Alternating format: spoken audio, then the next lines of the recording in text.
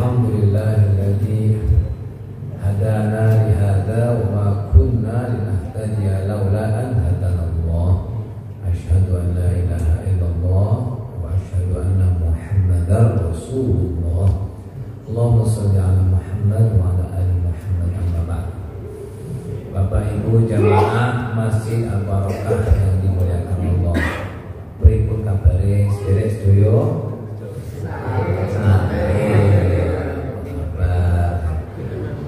Gimana pagi-pagi sahurnya pakai apa tadi? Nikmat, lezat, sehat. Nikmat, lezat, sehat. Yang saya muliakan dan saya hormati para guru di sini, untuk khusus ada Kiai Haji Agus Salim beserta jajaran pengurus Masjid Al-Barokah dan Bapak Ibu hadirin. Ibu ada di belakangnya. Subuh kali ini saya akan menyampaikan sebuah nasihat juga pengetahuan. Yang nasihat dan pengetahuan itu berguna untuk saya pribadi dan umumnya untuk jamaah sekalian, sehingga kita bisa ngamalin bareng. Mari kita mulai dengan berdoa. Bismillahirrahmanirrahim. Rabbi zidni ilma warzuqni fahma. Amin.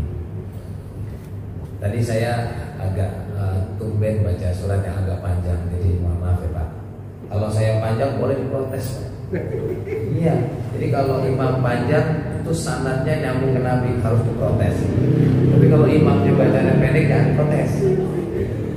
Jadi kalau imamnya panjang diprotes itu ada sanadnya. Tapi kalau imamnya sholatnya bacanya pendek jadi protes. Jadi besok kalau ada imam tarawih bacaannya kulhu terus, apa biarin. Kalau panjang protes saja. Nggak panjang kan tadi Pak ya? Ya kalau merasa panjang saya mohon dimaafkan. Jadi surat Al-Muzammil itu saya baca satu halaman, rakaat keduanya satu halaman kurang. Tapi pas tadi itu ya, lengkap. Dan malam hari ya subuh kali ini saya ambil tema adalah qiyamul lail atau sholat malam. Nabi SAW adalah Nabi yang diutus oleh Allah, dimulai dengan mendapatkan wahyu di gua Hira, gitu ya, di gua Hira, bersemedi di sana, bertahanus. Kalau bahasa Jawanya ngepen. Nah, setelah beberapa lama, akhirnya Allah Subhanahu Wa Taala turunkan wahyu yang pertama di situ. Lalu Nabi pulang, bahkan dalam hadis ada zamiluni zamiluni, zamiluni zamiluni itu maksudnya selimuti aku. Maka Al-Muzammil itu artinya orang yang berselimut. Tapi untuk Nabi, biar Nabi bangun. Tapi kalau Al-Mudaththir sama berselimut juga, berkemul berselimut gitu. Tapi Al-Mudaththir itu untuk memperingati keluarganya. Ya ayyuhal mudaththir qum fa'anzir wa rabbaka fakabbir. Kalau Al-Muzammil ya ayyuhal muzammil qumil laila illa qalila. Beritanya tentang qiyamul lail ini. Tapi qiyamul lail dan perintahnya kepada Nabi khususnya, umumnya kepada orang-orang beriman. Ya, nanti kita lihat di sini bagaimana. Termasuk nanti tata caranya sedikit saya akan bahas. Jadi khitabnya ya Al-Muzammil itu untuk Nabi SAW ya. Tahjinan lima kana alaihi minal halati haitsu kana sallallahu alaihi wasallam mutalaffifan bi qatifatin musta'idin naumi. Ya, orang yang beberapa saat rebahan lalu dia bangun dalam rangka melakukan apa? Ibadah. Nah, ibadahnya di sini apa? Qumil laila illa qum, bangun al-laila di malam hari, dan ekstrimnya di awal malam, juga di pertengahan, juga di akhir. Tapi Nabi lebih menyukainya di akhir malam. Ya kalau sekarang malamnya pukul 1, malam ya pukul 1 malam enggak? Malam. Kalau pukul 7 masih masaan. masa tuh masih petang. Ya, tinggal jam satuan tuh. Atau nisfahu, setengah malam, berarti antara jam 1 sampai pukul 4. Kemudian yang akhirnya akhir malam, ya sebelum menjelang sahur. Maka Nabi SAW itu, ya, dia mengakhiri sahurnya ya sebelum waktu sholat subuh. Kalau kita kan enggak ya, paling ya setengah jam sebelum subuh berhenti makan minum, atau ada istilah lain imsak gitu ya. Nah, apa yang terjadi ketika seorang itu bangun, ya berarti dia menyempatkan diri untuk bertahajud, ya kan, jahada yujahidu, tahajud gitu ya, berjuang tuh bangun. Maka ada istilah sholat tahajud gitu Pak. Kalau di kalimatnya qiyamul lail atau sholatul lail, sholat di malam hari. Kalau tahajud, sholat yang dilakukan setelah bangun tidur. Maka pada kebiasaan Nabi, sebelum melakukan sholat tahajud yang panjang itu, yang kata Aisyah radhiyallahu anha, jangan tanya apa panjang sama bacaannya. Jangan tanya dah, kalau bacaan Nabi panjang itu panjang. Itu kalau kita kan maunya pendek. Ya beda itu. Makanya Nabi SAW sebelum melakukan sholat yang panjang tadi, Nabi sholat iftitah namanya. Di sini ada sholat iftitah saja. Coba sholat iftitah itu, ini pengetahuan saya. Bangun, kemudian istighfar, wudu, terus mulai takbir, Allahu Akbar. Allahu Akbar baca apa? Baca apa kalau bisa takbir? Iftitah. Coba doa iftitah, sholat iftitah. Subhanallahi dzil malakuti wal jabaruti wal kibriyai wal azamati. Loh, terbaik Pak. Kantuk. Coba doa iftitah, sholat iftitah. Gimana? Subhanallahi dzil malakut wal jabarut wal kibriya wal azamah. Loh, itu doa iftitah, sholat iftitah. Ya meskipun ada bacaan lain yang wajahtu atau yang Allahumma ba'id baini, ada yang Allahu Akbar kabira yang dibaca sahabat yang Nabi menguatkannya. Tapi di dalam salat iftitah, doa iftitahnya itu Nabi. Sekali lagi, subhanallahi dzil malakuti wal jabaruti wal kibriyai wal azamati. Baru deh Fatihah.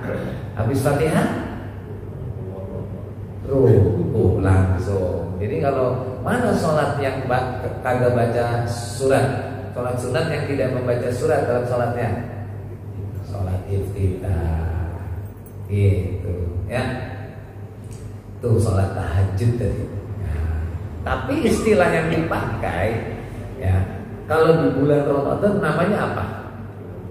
Ada sholat malam, apalagi ada qiyamul lail, ada taraweh, ada tahajud, ada lagi witir. Wah, kan di bulan Ramadan ini banyak sekali nama-nama itu.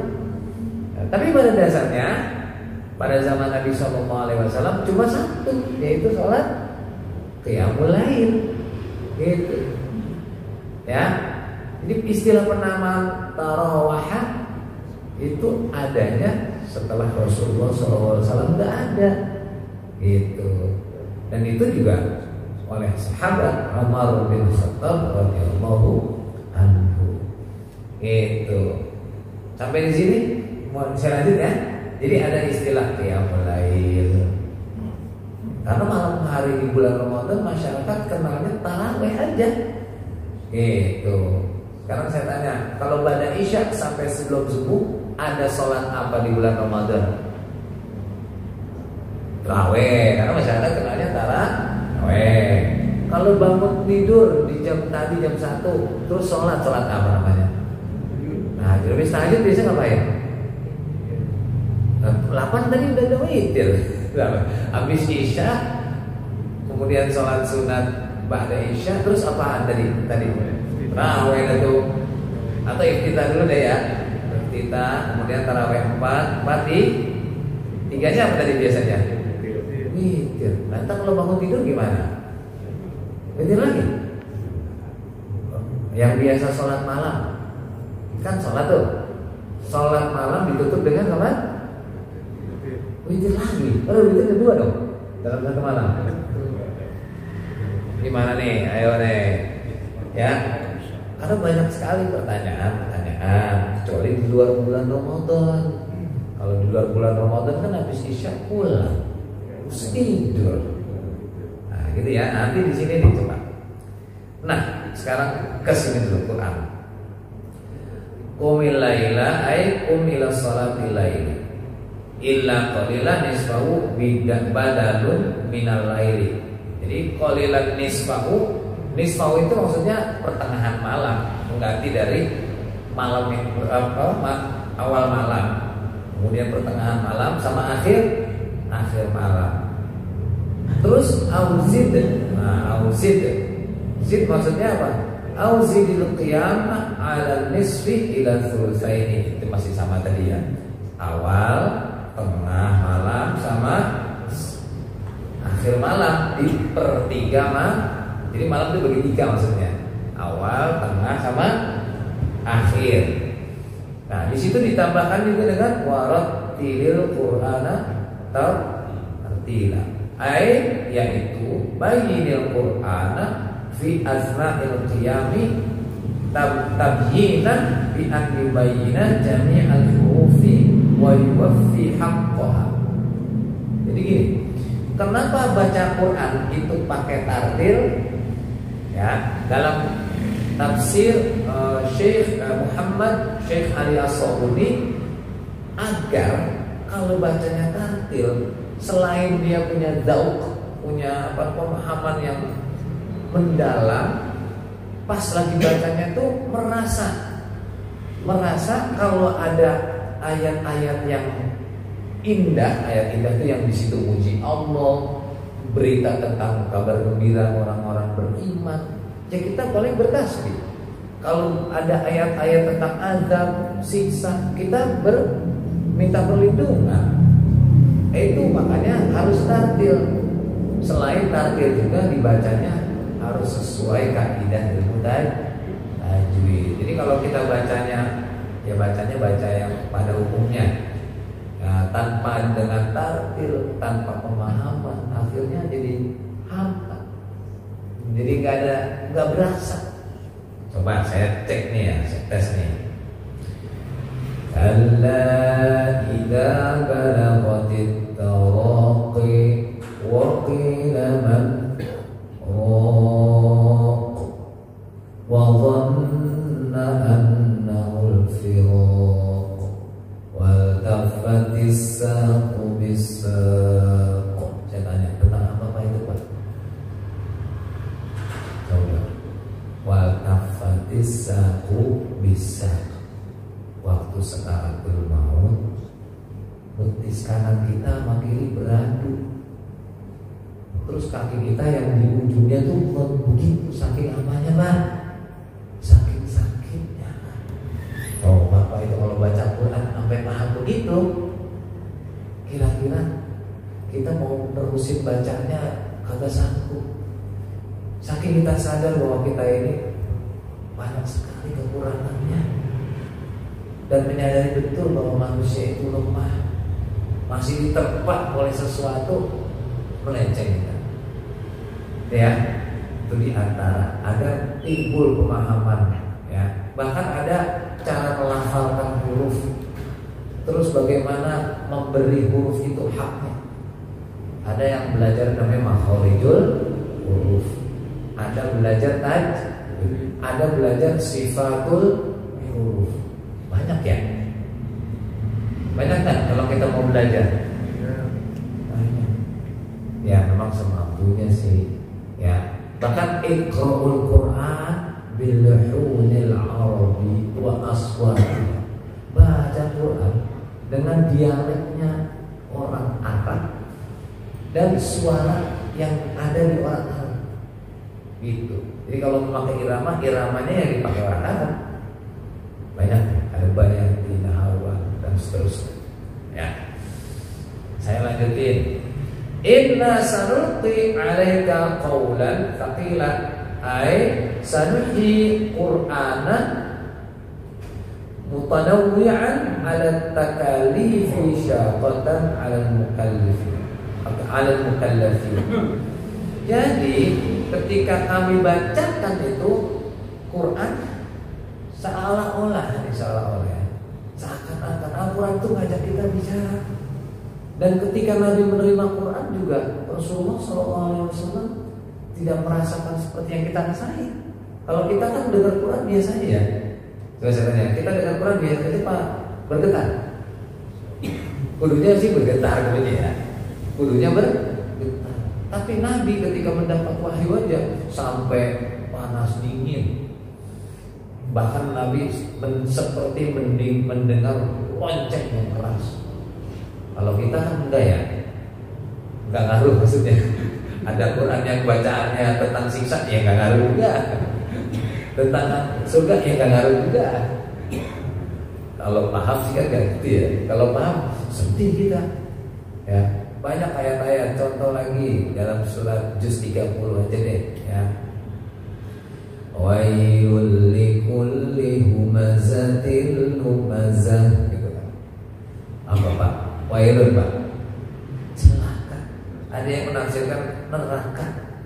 Likulli, bagi tiap-tiap, humazatin lumazah. Apa humazah? Orang yang menzalimi orang lain dengan mulut dan tangannya. Ada lagi kan dalam Al-Quran, wailun lil mutaffifin. Apa itu mutaffifin? Alladzina idza iktalu, ketika dia menimbang, ala nas, maksudnya jual nimbang, yastaufuna, mereka mengurang. Wa idza kaluhum awazana, baik ya. Wailul lil mutaffifin alladzina idza iktalu ala nas yastaufun. Kalau dia beli maunya minta tambah, kalau dia jual maunya murah.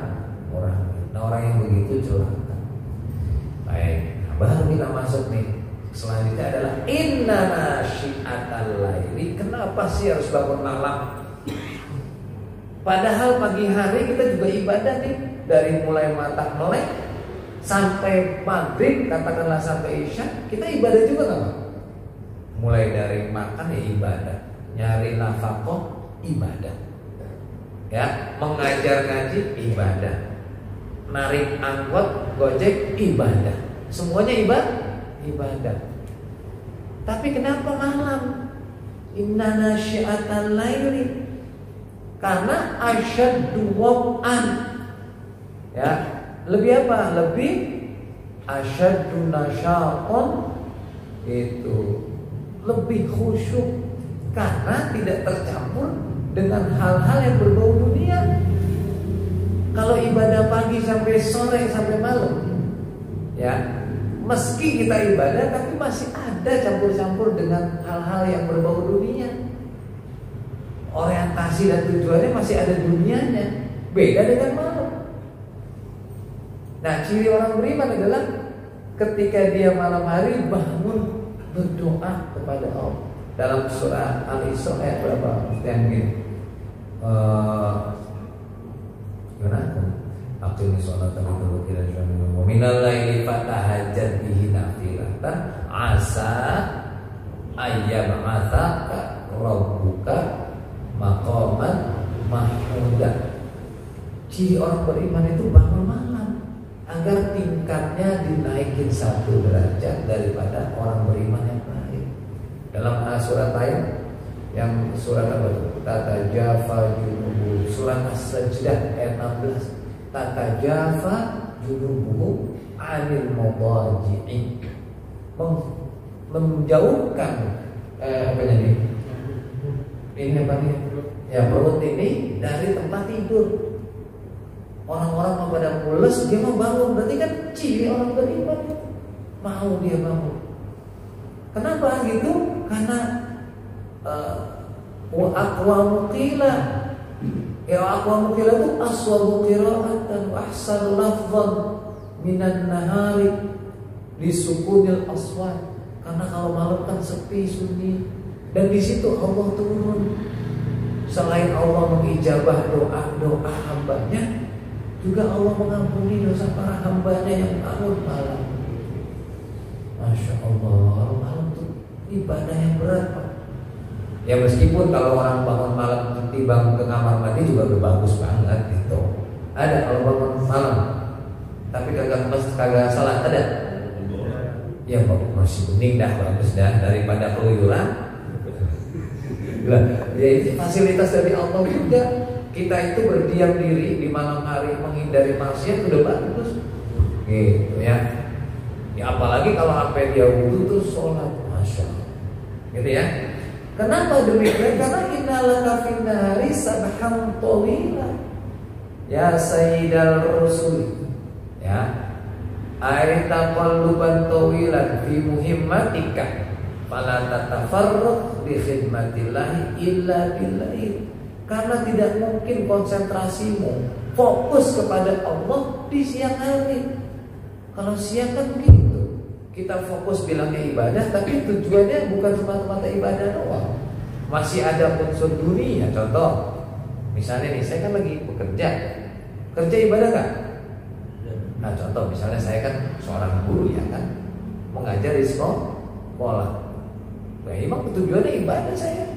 Tetapi ketika saya mengajar dan proses belajar mengajar di sekolah, masih ada unsur-unsur dunianya. Dikit-dikit saya ada ngomongin insentif, itu dikit-dikit ngomongin sesuatu yang tidak ada kaitannya dengan tujuan ibadah itu. Tapi kalau malam cuma Allah doang. Saya bangun malam misalnya, Bapak Ibu semua bangun malam, ya, kagak sholat ya duduk kan? Ingat tadi sore, tadi siang dapat nikmat. Kita bilang apa? Alhamdulillah ya Allah, tadi siang saya dalam keadaan sehat. Masih ingat Allah. Terus ingat dosa. Astagfirullah. Dari pagi sampai malam saya lakukan dosa. Astagfirullah. Itu. Pas di malam hari ingat bahwa Allah Subhanahu wa taala masih kasih keselamatan. Daf'ul afati anna. Allah nyelamatin kita dari hancurnya iman ini, bahkan hancurnya tubuh ini. Sementara ada orang lain yang gak mau beriman. Bahkan ada orang lain yang hari ini, saat ini sedang kena musibah banjir bandang, rumahnya hancur. Kita enggak. Bilang apa kita? Masya Allah, ma fa'ala. Malam-malam bangun melihat rumah dawat pada jatuh. Subhanallah. Masya Allah, bagus kan? Ya emang bagusnya lagi sholat, bagus sholat 2 rakaat. Nah sampai di situ saya akan ke buku ini, ya sedikit ya. Sampai jam berapa? Oke ya. Tadi ayatnya Al-Isra 79, agar tingkatan kita dinaikin 1 derajat di antara orang-orang beriman. Yang kedua, ciri orang beriman tadi apa? Menjauhkan perut dari tempat tidur, gitu. Ya. Oke, sekarang ada, saya ulangi. Qiyamul Ramadan dilakukannya di bulan apa tuh? Ramadan. Biasanya umumnya jam berapa? Habis Isya langsung. Baik. Bagaimana kalau pulang tarawih, kemudian bangun tidur, terus sholat lagi nggak? Tadi kan udah tarawih, udah witir, bangun malam, sholat lagi nggak? Sholat lagi. Ada 2 pendapat. Ada yang bilang, ya pendapat yang pertama nih yang mayoritas tidak perlu menggenapkan witir. Nah, tapi pendapat kedua yang minoritas yang sedikit itu genepin dulu witir nih yang tadi tuh yang ganjil. Habis itu sholat malam boleh dilakukan lagi. Tapi itu tidak umum. Yang umumnya ya sholat aja, sholat lagi, ya. Iya, lanjut ya. Jadi sholat qiyamul Ramadan di bulan Ramadan. Kalau di bulan lain namanya qiyamul lail. Dari siapa itu? Ya dari istri Nabi. Ketika ditanya sholat malam Nabi itu berapa? Ya 11, nggak kurang, nggak lebih. Baik di Ramadan maupun di bulan Ramadan. Tapi Nabi pernah ditanya sholat malam dan siang itu yaitu masna. Nah ini berkaitan dengan formasinya. Ada yang 4-4-3. Oh, yang di 4-4-3 itu ya. Ada lagi berapa di situ? Ada yang 8, kemudian 2, ada yang 1. Saya ulangi. 4-4-3 yang pertama tuh. Yang kedua 8 salam, 2 salam, kemudian 1 deh salam. Itu dari Sa'ad ibn Hisham bin Amr radhiyallahu anhu. Kemudian ada yang berapa lagi formasinya? Ada yang 9, yang 9 rakaat, 8 salam, terus 1 gitu ya.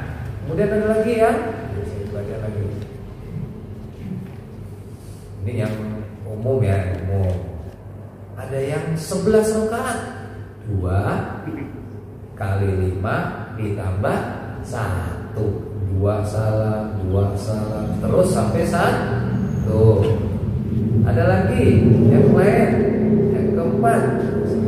Lagi semuanya ada dasarnya semua ya. Yang keempat adalah 7 rakaat. Formasinya 4 salam, kemudian 3 salam. Atau 9 rakaat, 6 salam, kemudian 3 salam. Ada juga yang 8 rakaat, 11 rakaat, 8 salam, kemudian 3 rakaat. Ada lagi yang 13, banyak banget ya. Nah, halo Bapak dan Ibu, pernah yang begini 8 langsung salam? Belum ya? Umumnya 4 salam atau 2 salam. Nah sekarang witir. Witir itu paling sedikit berapa? 1. Ya, kalau kita sholat malamnya menjelang subuh, nggak ada waktu lagi, witir lah, meski dengan 1 rakaat.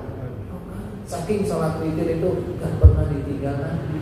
Maksudnya Nabi senantiasa witir menutup sholat malam.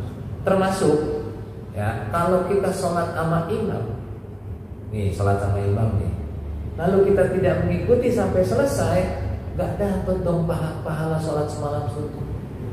Caranya gimana? Ya ikut sampai selesai.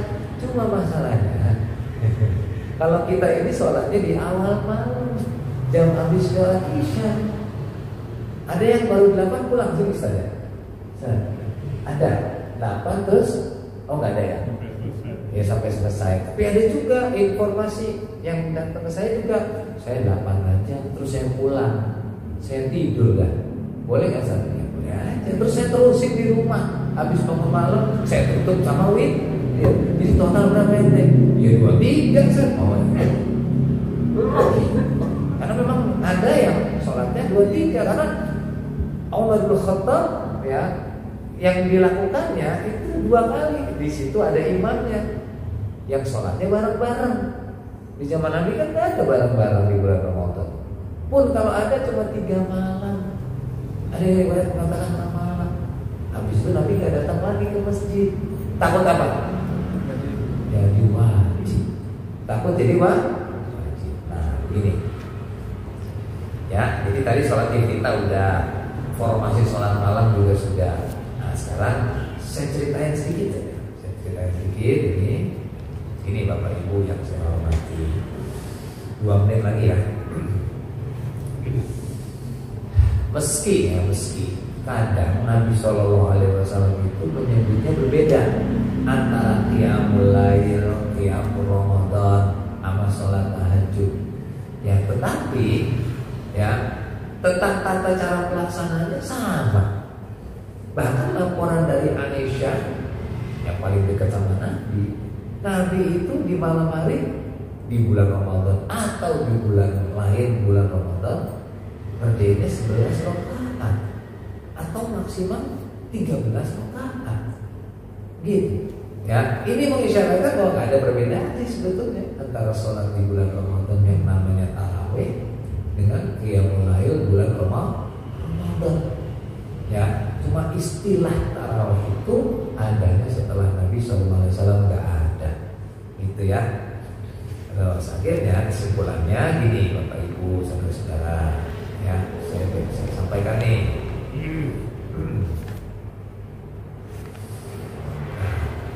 Berjamaah sekarang saya tanya, boleh nggak berjamaah? Bapak, Bu, kalau sholat lain boleh nggak berjamaah? Halo, boleh nggak? Boleh, kan yang nyontohin siapa? Nabi, meskipun hanya beberapa malam. Terus yang kedua yang nyontohin siapa? Umar bin Khattab. Ya kalau diajak dilakukan oleh sahabat, boleh kita kerjain. Ya, namun Nabi lebih sering mengerjakannya di rumah sendirian. Itu hadis riwayat Muslim, Bukhari Muslim dari Zaid bin Thabit. Inna afdhalas salati salatul mar'i fi baitihi ilal maktubah. Salatnya seafdal-afdalnya salat seseorang di rumahnya, salat yang selain salat wajib ya. Namun ya di bulan Ramadan beliau mengerjakannya secara berjamaah di masjid gitu. Karena ini pun pernah dilakukan oleh Rasul, tapi beberapa hari saja. Pada malam ketiga atau keempat, Nabi gak kunjung datang ke masjid sampai subuh sahabat nungguin, gitu ya. Terus tradisi sholat tarawih diteruskan oleh para sahabat dan para istri Rasulullah SAW setelah Rasulullah wafat, dan hingga kini oleh umat Islam dilanjutkan berdasarkan apa? Hadis dan berdasarkan juga asar sahabat. Maka untuk mengajarkan dan membangkitkan motivasi beribadah, maka sesekalilah sholat lail di luar bulan Ramadan juga boleh sih dilakukan. Kalau di bulan Ramadan kan otomatis, gitu ya. Kesimpulannya, ini yang pertama, Nabi kita Muhammad SAW tidak membeda-bedakan sholat malam. Ini nggak pernah beda-bedain sholat Rasulullah SAW baik di bulan Ramadan atau di luar bulan Ramadan. Jumlahnya berapa Pak? Bu, jumlahnya 11. Sedangkan qiyamul Ramadan yang dilakukan setelah bangun tidur, nah ini nih, baik pada pertengahan atau sepertiga akhir malam, itu juga dilakukan oleh Nabi SAW. Nah tinggal kita aja nih, aja yang ngatur. Nah, kalau kita sampai yang dua, ya berarti luar biasa. Tarawih juga, tahajud, masya Allah. Dua, Nabi sih menganjurkan kalau sholat malam itu di akhir dan diakhiri dengan sholat witir. Tapi kalau rasanya takut subuh, 1 rakaat aja dah. Gitu. Bahkan Nabi melarang ada 2 witir dalam semalam. Jadi semalam kita tarawih ada witirnya kan? Berapa tuh? Terus bangun malam, habis bangun malam ditutup witir lagi nggak? Nah ini nih, nggak usah ditutup witir lagi. Tadi kan udah witir. Gitu. Yang ketiga, jika kita cermati seluruh hadis sholat malamnya Rasul SAW, apalagi di bulan Ramadan, maka tampak jelas Nabi SAW lebih suka melaksanakan sholat lail itu di pertengahan atau di sepertiga akhir malam. Meski Nabi juga membolehkan kalau di awal malam. Setelah Isya yang kita lakukan itu jadi dibolehkan. Yang keempat, hadis yang dijadikan dalil bolehnya tahajud setelah witir tadi, seperti yang saya sampaikan tadi itu, yang itu sebetulnya hadis yang di sini bisa kita jadikan rujuk kita jadikan bahan diskusi ya. Kalaupun hadis ini makbul, ya, semisal sebagai hadis mauquf yang disandarkan kepada perbuatan sahabat, ya, maka ini bermacam-macam. Ini bermacam-macam. Nanti di kesempatan lain kita bahas ya, gitu ya. Nah, jadi bapak-bapak dan hadirin sekalian, mari kita berusaha bertahajud, ya. Bertahajud itu bangun malam, ya. Agar apa?